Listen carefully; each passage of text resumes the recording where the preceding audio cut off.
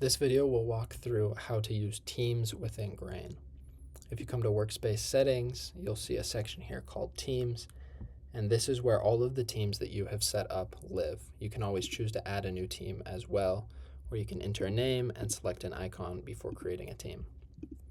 Once you've created a team, you can manage the members who are within the team, and you can change some of its default settings.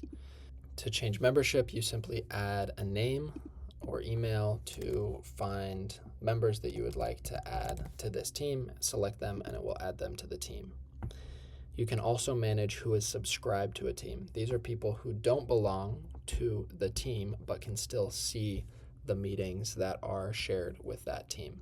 Everyone in Grain belongs to one team and one team only, but can subscribe to multiple teams. This is just a good way to stay on top of all of the different meetings that people should be able to access.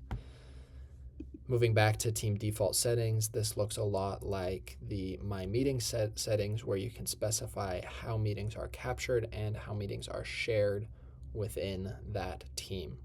And this will apply to all meetings that are created by members of that team, and their personal settings will not override these team settings unless you select this toggle at the top.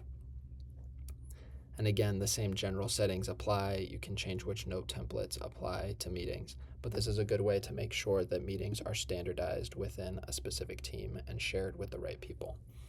Finally, down here, you can choose whether the team is open, meaning anybody can see it and subscribe to it, or if it's private, meaning that only admins can subscribe and see team meetings, and only members of the team can see as well. And then if you want to delete a team, it's here at the bottom. Teams are a great way to stay on top of all of the different meeting types that might be happening within your organization and make sure that they're captured in the right way and shared with the right people.